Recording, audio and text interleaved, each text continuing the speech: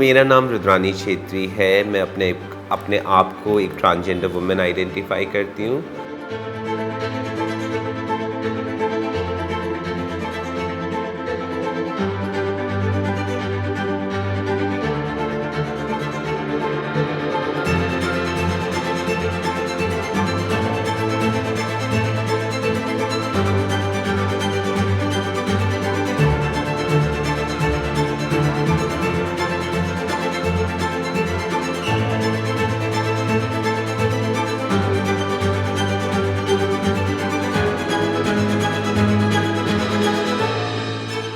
मैं दिल्ली से हूँ और दिल्ली में पैदा हुई हूँ।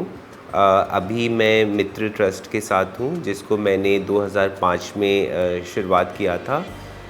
एंड आई थिंक यही मेरी ज़िंदगी है। मेरे परिचय में whenever somebody asks me to introduce me myself, I always talk about Mitra because I think it has been a very important part of my life, what I have been able to do. And I think Rudrani Chhetri is also Rudrani Chhetri because of Mitra Trust and all the people who she have worked for and all those people who have supported the cause I really wanted to fight for. So this is me. Yeah.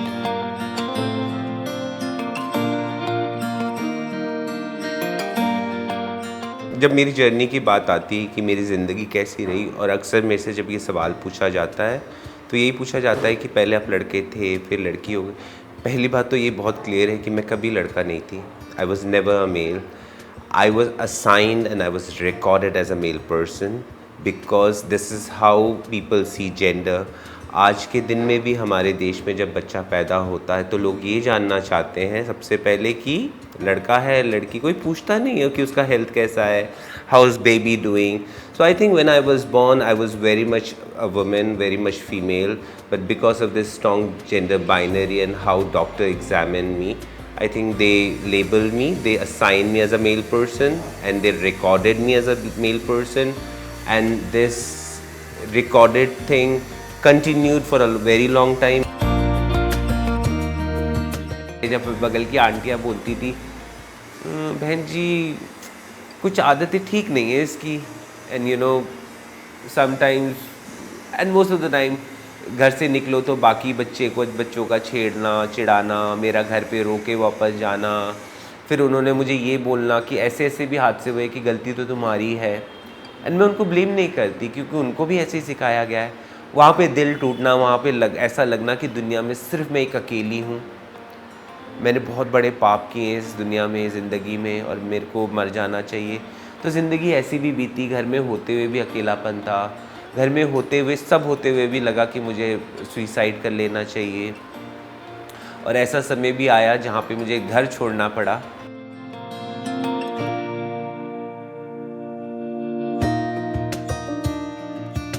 पर एक हद पार हो चुकी थी जहाँ पे मुझे लगा था कि मेरी जो मैं जो सही हूँ अंदर से, जैसा मैंने अपने को माना है, अपने आप को मैं सोचती हूँ, वो मैंने किया। मैंने अपने आप को अपने असल इमेज से परिचय कराया, और इसी बीच मैंने बहुत सारी इन्फॉर्मेशन अलग अलग सी जगह से इकट्ठा करी, जहाँ पे मैंने जेंडर एफर्मेशन के बारे में सीखा, हार्मोन थेरेपी के बारे में सीखा, उसके बाद प्रॉपर सर्जरी के बारे में सीखा, और फाइनेंशियल स्टेबल होने के बाद फिर मैंने वो सारे प्रोसीजर अपनाए। इन सेंस ऑफ मेरे को लगता है मैं थोड़ी प्रिविलेज हूँ इस मामले में, क्योंकि मेरे को घर से नहीं फेंका गया, मुझे मारा नहीं गया। दो बचपन में कुछ ऐसे हादसे हुए जो मुझे लगता है कि मेरी 18 साल से कम उम्र थी और मेरी विजिबल जेंडर एक्सप्रेशन की वजह से मेरे को एक्सप्लॉइट किया गया। वो एक है, वो ट्रॉमा ज़िंदगी भर रहेगा। पर आपकी असली मुसीबतें तब खड़ी होती है जब आप अपने आप को पहचान लेते हो, अपने आप से सवाल करने लगते हो कि आप क्या कर सकते हो, आपके पास क्या ऑप्शन है। तो मेरी ज़िंदगी तो गरिमा गृह है, मेरी ज़िंदगी तो मित्र ट्रस्ट है, मेरी ज़िंदगी तो यहाँ रहते हुए बच्चे हैं। This is who I am, this is what all I have. मैंने अपनी फैमिली बना ली जहाँ पे मेरी बहनें हैं, जहाँ पे मेरी बेटियाँ हैं, जहाँ पे मेरे ट्रांसमेन बेटे हैं, और हम आपस में दिवाली मनाते हैं, होली मनाते हैं। ईद मनाते हैं, क्रिसमस मनाते हैं। ऐसे शेल्टर होम का होना बहुत ज़रूरी है। ये बदलाव बहुत इंतज़ार के बाद हुआ है, बहुत देर से हुआ है, पर हो गया है। तो ये निर्धारित करना ज़रूरी है कि ये शेल्टर होम चलते रहें। आंधी आए, तूफ़ान आए, शेल्टर होम तो मैं चलाती रहूँगी, चाहे मुझे कोई पैसा दे, नहीं दे, या मुझे क्या करना पड़े। I am very sure about it. मेरा नाम कृष्णा सिंह है और मैं दिल्ली से ही हूँ। मेरी उम्र 27 साल है और मैं एक ट्रांसमैन हूँ। मेरे को घर से निकले हुए 8-9 साल हो चुके हैं। 2020 में कोरोना के टाइम पे बहुत बुरी हालत हो गई क्योंकि जॉब छूट गई, एक्सीडेंट हो गया मेरा, तबीयत ख़राब हो गई मेरी, काफ़ी चीज़ें ऐसी हो गई जिसमें मेरे को कर्जे वगैरह हो गए। तो मेरा एक दोस्त है, उन्होंने बताया कि एक है ना सेंटर होम खुला है, वहाँ जाके चेक करो। वहाँ ना ट्रांसो को रखा जाता है, मतलब टॉम बॉय को रखा जाता था। उस समय हमें ये लगता था हम टॉम बॉय हैं। मैं आया तो उस समय थोड़ा हिचकिचाहट होती थी क्योंकि पहली बार मैं ट्रांस वूमेन से मिला था। मैंने कहा नहीं यार, मैं अपनों के बीच में आया हूँ। ऐसा लग रहा है कि हाँ, मैं उनके बीच में आया हूँ जो मुझे समझ रहे हैं। बहुत मतलब हम जैसे लोगों के लिए तो बहुत ज़रूरी है। अगर ये सेंटर होम नहीं होता तो शायद मैं आज क्या होता मेरे को खुद भी नहीं पता। बहुत सी हेल्प, बहुत सी चीज़ें यहाँ से जानकारी मिली है। इन्होंने हमें कंप्यूटर की क्लासें दी हैं, इंग्लिश की क्लासें दी हैं और लड़कियों के लिए सिलाई, मेकअप। क्योंकि मैं पढ़ चुकी थी, हमारे समुदाय में बहुत कम लोग पढ़ते हैं, तो मेरी जर्नी का एक सबसे इम्पॉर्टेंट हिस्सा एजुकेशन रहा। और एजुकेशन ने मुझे एक चीज़ बहुत बेहतर सिखाई है कि आप अपने आप की तो मदद कर सकते हो पढ़ाई से, पढ़ाई इतना बड़ा हथियार है, पर उस पढ़ाई से आप बहुत लोगों की मदद कर सकते हो।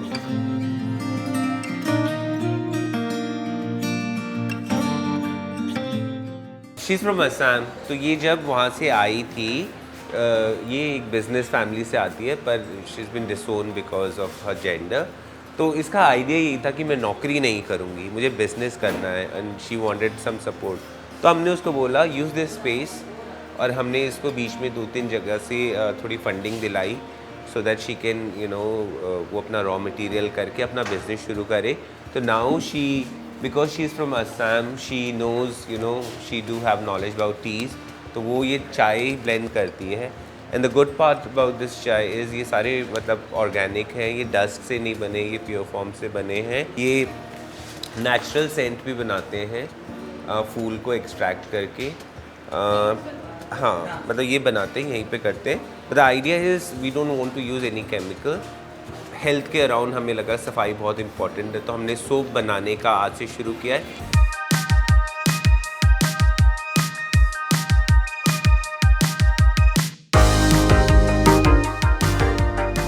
जो कि सिर्फ कम्युनिटी के लिए नहीं है, क्योंकि कम्युनिटी को हमेशा लोग बहुत ही ऐसे सोचते हैं कि अच्छे नहीं रहते, गंदे रहते हैं। तो हमारी कम्युनिटी वेल अवेयर है, उनको हाइजीन का पता है। They are not only making soap for themselves, but they are making for market, so they can buy this alcohol free and all other this toxic thing free soap from us.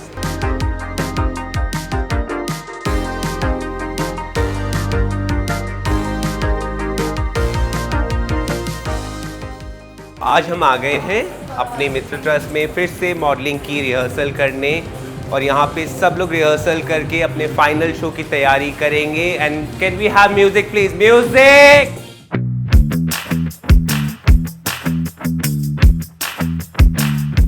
Modelling agency तो ये हादसे की वजह से हुआ कि उन्होंने मुझे मॉल में जाने नहीं दिया। और idea of mall for me at that time was it's all about big brands, fashion, cosmetic, dresses. मुझे फिर मैंने थॉट कि हम कौन हैं भैया, हम कैसे कपड़े पहनते हैं, हम क्या खाना खाते हैं, हम कौन सा मेकअप यूज़ करते हैं।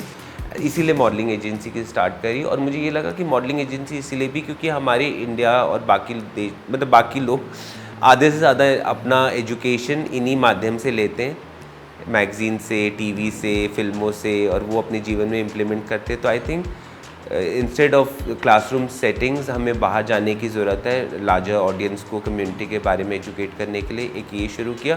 दूसरा चैलेंज ये है कि सब तो काम करवाना चाहते हैं, कभी कभी थोड़ा बहुत जैसे भी, पर पैसा कोई नहीं देना चाहता।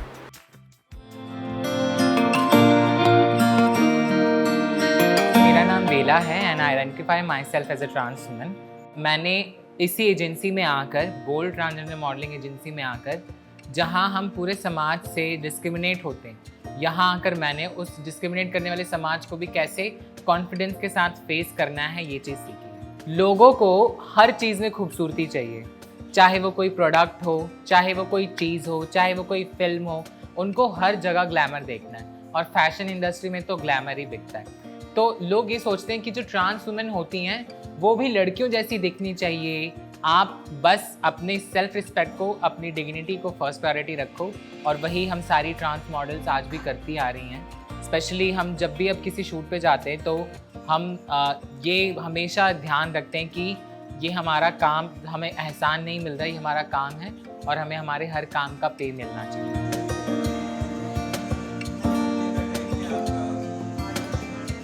When I started talking to trans men, I realized they do have much more problem than us. वो बाहर जाके बात नहीं कर सकते। फॉर एग्जांपल एक ट्रांस मैन का जब तक उसकी बॉटम सर्जरी नहीं हुई है उसको तो वो पैड्स चाहिए। And because of this toxic मर्दानगी उन्होंने सीखी हुई है, उनको जाते हुए शर्म आती है, मांगते हुए शर्म आती है, तो आपकी हेल्थ से कॉम्प्रोमाइज़ है। तो हमने उसके बाद ज़्यादा फोकस किया। तो समय समय पे हम उनको साबुन देते हैं, शैम्पू देते हैं, कभी क्रीम्स देते हैं, कभी हाइजीन प्रोडक्ट देते हैं, कभी सैनिटरी पैड्स देते हैं ट्रांसमैन के लिए। ट्रांसजेंडर वुमेन जो कि प्रॉपर डॉक्टर के पास नहीं जा पाती हार्मोन थेरेपी के लिए, वो कोई भी पिल खाती है सोच के कि इससे हो जाएगा। People from the community have this outreach program where reach out to other trans women who are into sex work और who are just having sex without a knowledge of safe sex. So all these people are in touch who give free supplies of condom. There is free HIV testing. There is people who can support you with treatment and everything.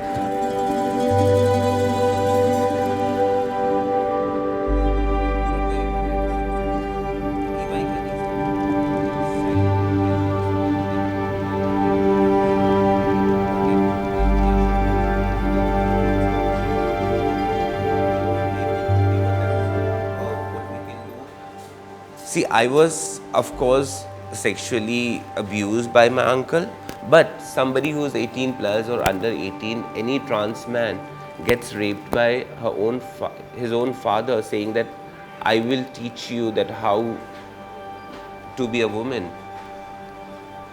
And this is sad. So, in this capacity, we are not only talking about HIV, not only STI or any disease that father is giving during the this rape or abuse, but we're talking about the mental health. Do you think anybody in this world will be okay if this person gets abused by someone they think is the only one person who will save them from anything bad happening?